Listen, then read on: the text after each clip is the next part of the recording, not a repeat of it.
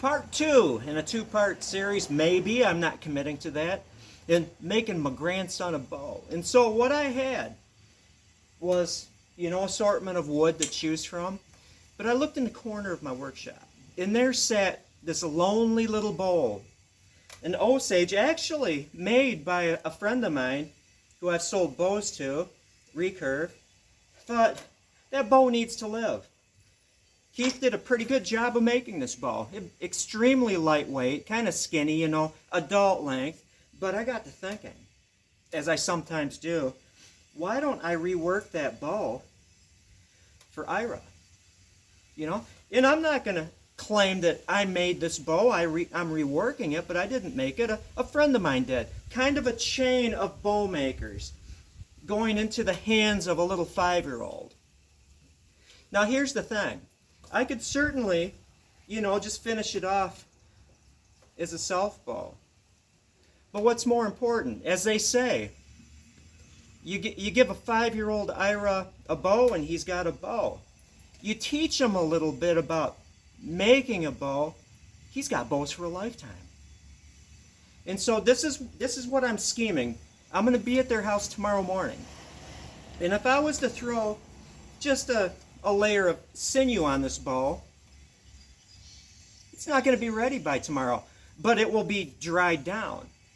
So what I'm going to do, the plan right now, and plans change, but I think I'm going to commit to this. I'm going to throw a layer of sinew on this. And it's going to be dry to the touch because it's not going to be a power layer. It's just going to be a layer of sinew. So the boy sees an Osage bow with sinew. What 5-year-old wouldn't want that? But he's going to wait until Grandpa's next visit. He's going to have to learn patience. Patience, my friends, we all know is part of bow making. And Grandpa's next visit will be bringing the tillering stick, bringing a string, bringing this so I can put the string grooves in it. And he's gonna have to wait to use this. Just like all of us. He's going to learn a tough lesson in waiting for sinew to dry. Then he's going to see me do the final tillering after I put the string grooves in. I'm going to make a string right before his eyes. And he's going to see part of the process. And I think, as 5-year-olds absorb stuff as a sponge, he's going to remember that forever. And plus, I have to admit, if this was a self bow and his daddy, who likes to hunt and fish, gets a hold of it, he's going to probably overdraw it, so good insurance. I'm also thinking that way. And the sinew will protect it.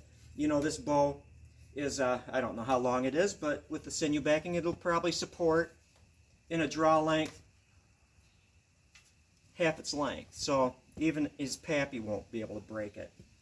Well, that is all. I'm going to get back to work. I'm going to pound some sinew. I'm going to prepare the back. This is so dry. This is years old, so I don't need to worry about, I don't believe, hitting it with a lye solution to soapify the oils in this Osage. That's what I do. Before I send you back an Osage bow, I mix up some Red Devil lye. Be careful, always gloves and always goggles. And I wash the back, and it washes off the oils, so the hide glue will glue onto better. And I also will take a hand miter saw, a back saw as they call it, because it's got that strip along the back, and groove it to help the glue stick. It's one thing to stick the sinew on the back. It's another thing to make sure it stays on the back, especially with Osage. It's no big deal with oak, because it's ring porous and the glue just goes right into it. But Osage, mulberry, different matter. Well, that is all. And